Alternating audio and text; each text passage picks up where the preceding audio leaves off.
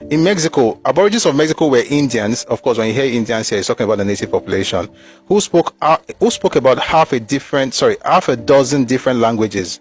These Indians were said to be highly civilized. They had lived in the territory now known as Mexico for several centuries before Christ, up to the early part of the 16th century. I'm not going to read everything I read yesterday, but the point is that for the Mexicans, when the Spanish decided to colonize them, they started intentionally having children that were mixed. This happened in Argentina with the Spanish. It happened in Brazil with the Portuguese. And that's why you look at Brazil today, you see a lot of the Spanish will call them mestizos, right? Half caste, that we call, like, you see the color. There was an intentional policy to whiten the landscape of Brazil.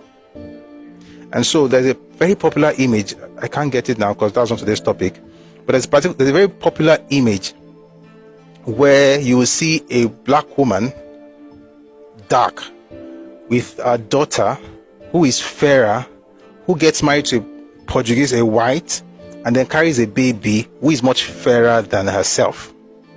So it's an image. I saw it in a book. I can find it for you another time. But the idea basically is that they're supposed to lighten the race. That was what the Spanish did in Mexico. So that by 1966, about 37,250,000 Mexicans were mestizos. In other words, they were descendants of mixed marriages between Spanish settlers and the Indian Aborigines. It was intentional. And let me say something, marriage can be a tool to conquer. It can be a tool for conquest. Guess what? People are doing it. There's something from this book.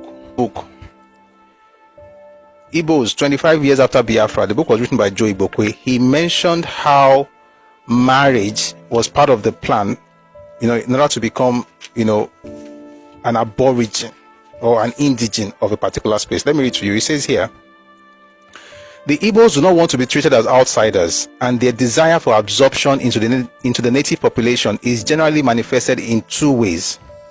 One is by marrying the indigenous woman, and two, by building houses and owning other forms of immovable property, including land.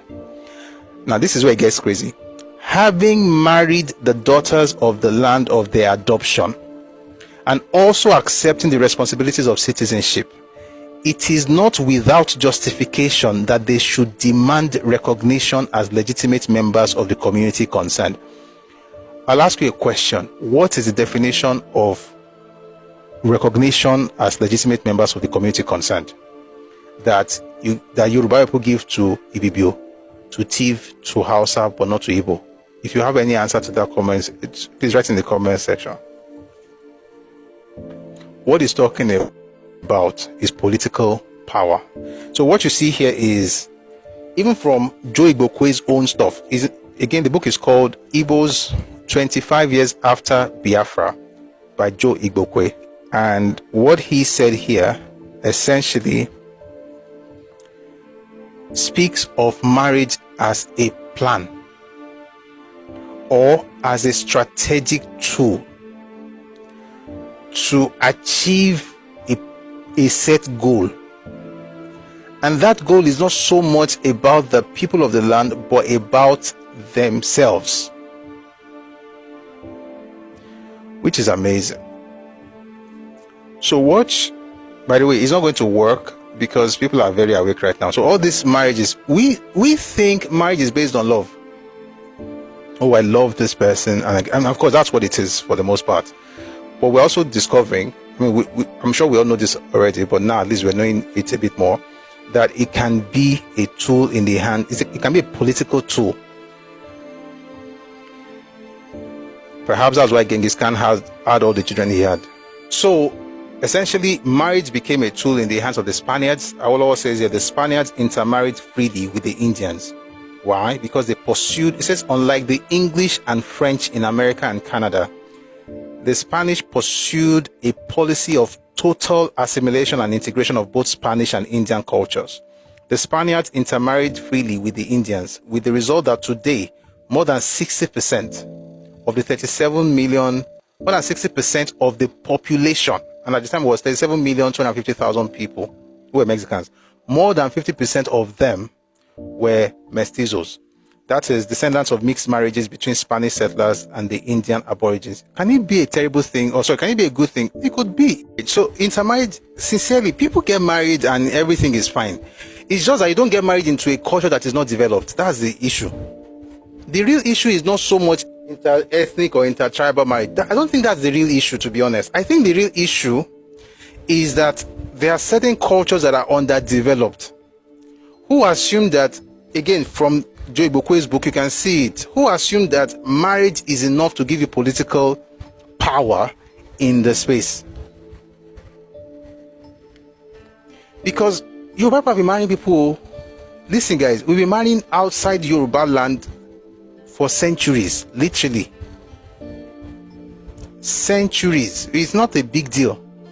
But once you notice that the people have this penchant for capitalizing or using marriage as leverage in your political space, be wary of them. And no, it's not everybody. Well, the fewer ones, or the ones who don't have that mindset, are few compared to the larger majority. That's where the issue is. Although there are people from the East who don't think about all these things, they're just very nice people and just clean-hearted people.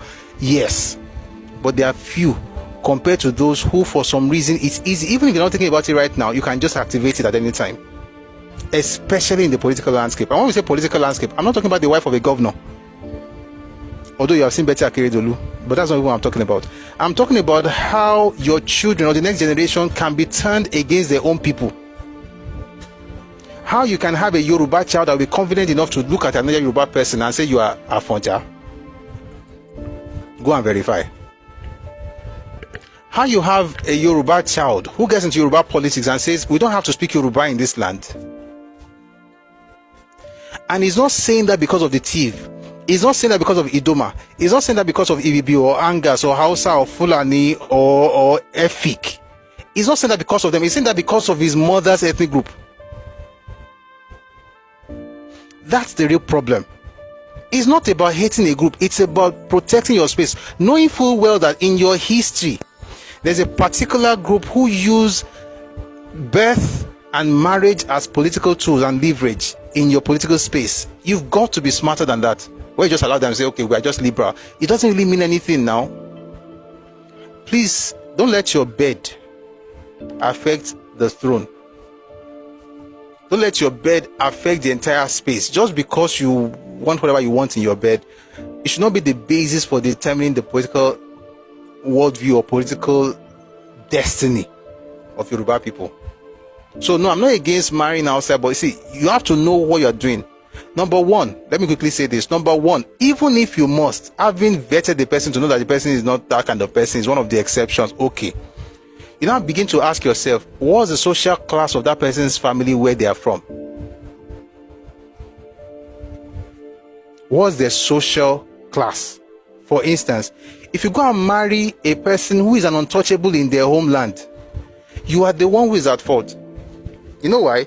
Because in his own homeland, in that homeland, they will not even have that kind of relationship without ensuring that that person is. See, the way they do their checks, it's as if you want to become governor. You know how you do background checks? Do background checks as human beings. I'm not throwing any shots. This is just the fact of the society. This is not even you saying, oh, they are good, they are bad. See, let me tell you something. When it comes to culture, whether your culture is good or bad, I don't care, as long as you are doing it in your place. It's good though, it's bad though. All those things don't really matter, because are you doing me? You're on your own now. Maybe you're in your place. If you're in your place, anything you do is good because it's your house.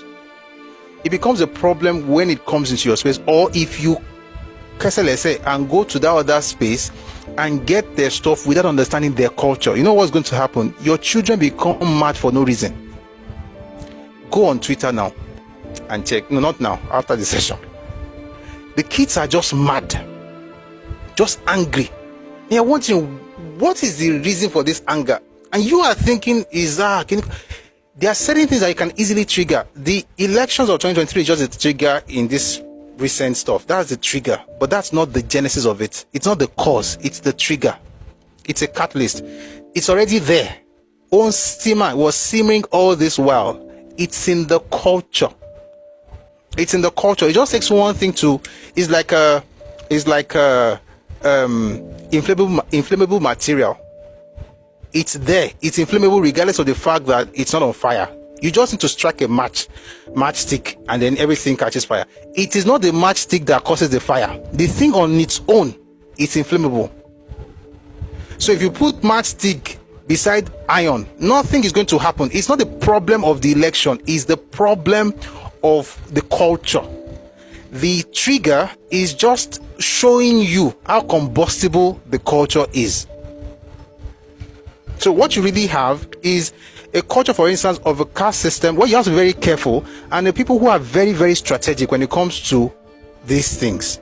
And guess what? I think they have a right to be strategic. But guess what? You don't have to go through what happened in the South to understand these basic things as Yoruba people. Live with everybody, respect everybody, love everybody, but don't be dull. Don't be shouting one Nigeria, or we are all children of God, therefore we are the same. In the person's culture, they are all children of God, but they are not all the same. Understand the culture of your neighbors.